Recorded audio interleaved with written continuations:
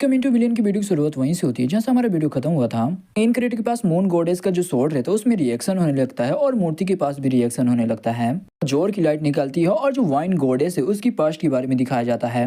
Wine goddess रहती है वो भी एक बंदे के साथ फाइट कर रही होती है। अचानक से जो वाइन गॉडेस रहती है उसकी आंखों से जोरदार एक लाइट निकलती है। बाकी बंदे रहते हैं उनको तकलीफ होने लगती है और बाकी बंदे भी वहां से भागने लगते हैं।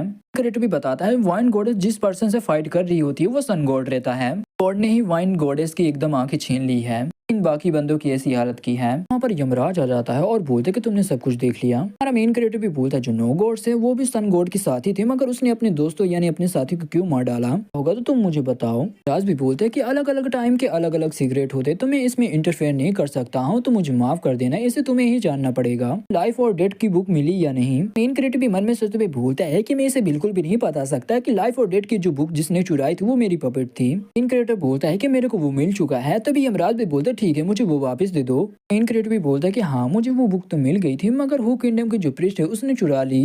यमराज भी बोलते क्या।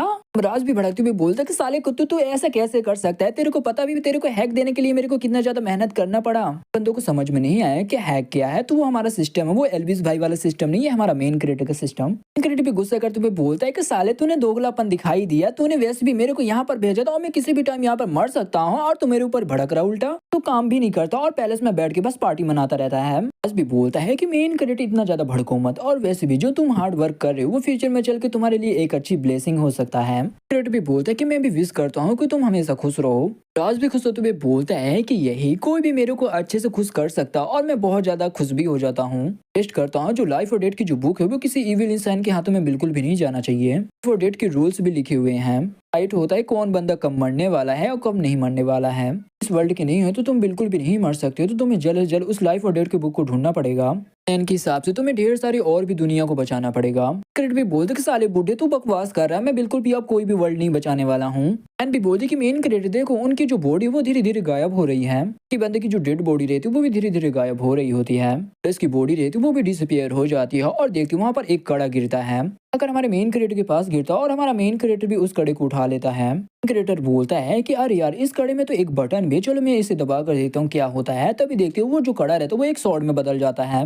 मेन क्रिएटर भी एक इविल स्माइल देते हुए बोलता है कि मैं हैरान हूँ क्योंकि ये जो कड़ा वो ढेर सारे आइटम यानी ढेर सारी चीजों में बदल सकता है। क्रिएटर चेंज करके एक भाले में बदल देता और फिर से उसे चेंज करके एक धनुष यानी बो में बदल देता है। उस कड़े को देखते हुए बोलते कि लगता है यहाँ का जो ट्रेजर ये खजाना यही कड़ा था। गोडेस थी वो तूफान और बिजली को कंट्रोल कर सकती थी इसलिए पक्का ये उसी के म्यूजिकल आइटम होना चाहिए। मेन क्रिएटर भी बोलता कि ये कड़ा मैं तुम्हें देना चाहता हूँ। तो अभी हमारी लैन भी बोलते यार ये कड़ा तो बहुत ज्यादा कीमती है ये तुम्हें फ्री में नहीं दे रहा तुम्हें मुझसे प्रॉमिस करना पड़ेगा। बोलते कि बताओ क्या। क्रिएटर बोलता है कि तुम कभी भी मेरे परमिशन से बिल्कुल भी यहाँ पर नहीं आओगी इतनी खतरनाक जगह पर। बोलती है गो इतना बोल के वो भी हमारे मेन क्रिएटर को गले लगा लेती है। गॉड की जो मूर्ति रहती है उसमें भी रिएक्शन होने लगता है और जो स्नेक गॉड रहता है वो भी जिंदा हो जाता है। देख के एकदम हैरान रहती है और हमारा मेन क्रिएटर भी बोलता है अरे यार ये कैसे जिंदा हो सकता है। गॉड रहता है वो भी हमारी लेन के हाथ में वो कड़े को देखता ध्यान से। मेन क्रिएटर भी लेन के सामने आ जाता और बोलता है कि डरो मत जान जब तक मैं हूँ तुम्हारे साथ तो कोई भी तुम्हें टच नहीं कर सकता है। जो स्नेक गॉड रहता वो भी हमारी लेन के सामने झुक जाता और हमारी लेन भी कंफ्यूज होते बोलते कि अरे ये क्या चल रहा है। क्रिएटर भी बोलते कि ओ लगता है ये ब्रेसलेट की वजह से यानी इस कड़े की वजह से ने तुम्हें अपना मास्टर मान लिया है। एन भी बोलती क्या ये मेरे को मास्टर मान लिया मगर मैं इसे कंट्रोल भी नहीं कर सकती मैं इसे कैसे कंट्रोल करूँ। तभी हमारा मेन क्रिएटर बोलता है कि तुम इसे कंट्रोल कर सकती हो कड़े को लेकर ट्राई करो। भी बोलती स्नेक गॉड से क्या तुम हमें यहाँ से बाहर निकाल सकती हो।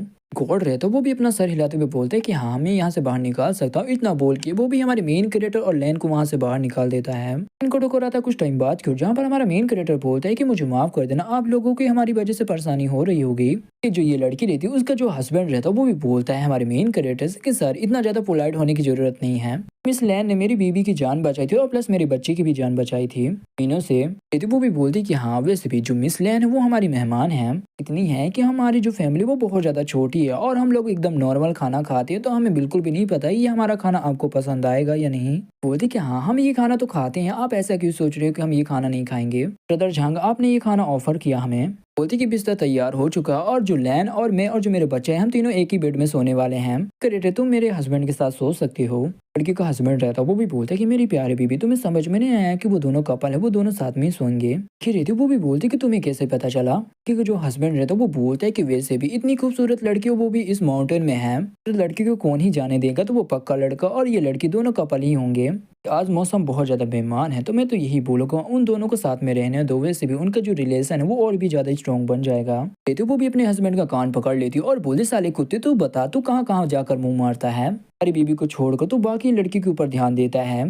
हस्बैंड भी बोलता है कि मेरी जान प्लीज़ मुझे छोड़ दो, मेरा कान बहुत ज़्यादा दर्द कर रहा है, तुम जैसा समझ रहे हो वैसा कुछ भी नहीं है। फिर आता कुछ टाइम बाद की ओर, जहाँ पर हमारा मेन कैरेक्टर भी कमरे में आ जाता और दरवाजा खटखटाते हुए बोलता है कि लैन क्या तुम सो गई? लैन भी बोलती है कि 1 मिनट रुको, कमरे के अंदर मत आना।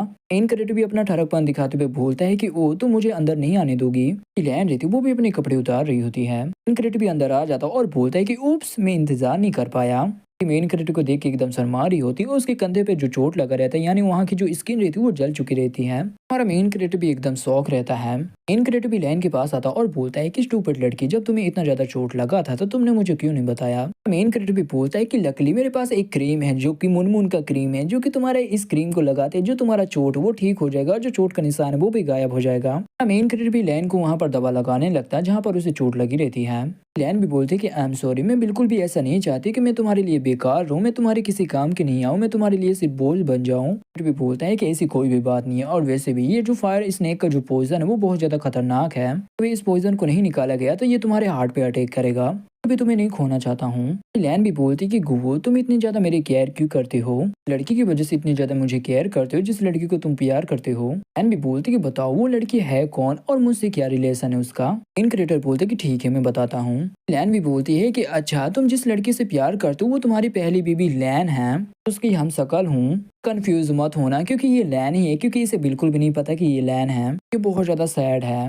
क्रिएटर भी बोलता है कि तुम ऐसा मत समझो कि तुम मेरी बीबी के हम शकल हो, मैं इस लाइफ में भी तुमसे बहुत ज्यादा प्यार करता हूँ। वहाँ पर जोर से हवा चलती है और वहाँ पर फ्लावर गिरने लगती है और वहाँ पर एक बंदी की एंट्री होती है और ये हमारी पपेट रहती है। लैन भी पपेट को देखते हुए बोलती है कि कितनी ज्यादा खूबसूरत लड़की है। पपेट भी बोलती तुम्हें क्या लगा कि तुम और मैं एक जैसे हैं?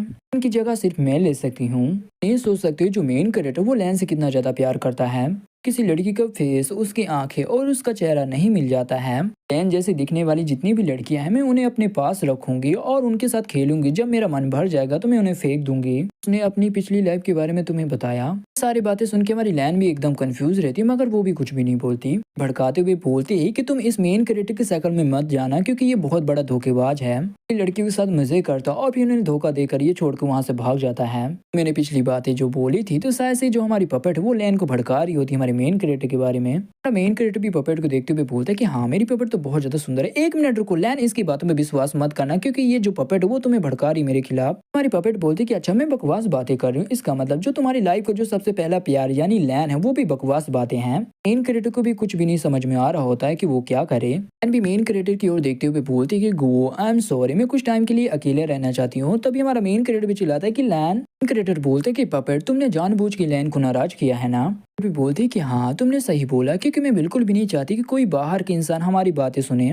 मेंशन चले गई थी और प्रिस्ट के कमरे में घुस गई थी और मेरे को वहाँ पर लाइफ और डेथ की बुक तो नहीं मिली। मेरे को ढेर सारे सीक्रेट लेटर मिले जो प्रिस्ट और प्रिंस के बारे में थे, क्योंकि तुम मुझे बिल्कुल भी नहीं मिली। तुम डायरेक्ट पैलेस क्यों निकल गई थी?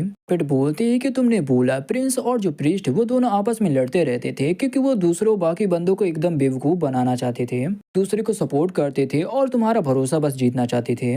मैं याद दिला देता हूँ जो फिलाडेल्फिया में जो फाइट हुई थी उसकी वजह से जो प्रिंस है, प्रिंस की मौत बिल्कुल भी नहीं हुई थी और प्रिंस जाकर उस बॉस से मिल चुका है। उन्हें तुम्हें मरवाने के लिए ढेर सारे किलर को भी भेजेगा। ये वीडियो यहीं पे खत्म होता, तो वीडियो में तो लाइक कर दो, चैनल में सब्सक्राइब कर दो। तो मिलती किसी अगले वीडियो के लिए, तब तक के लिए बाय बाय।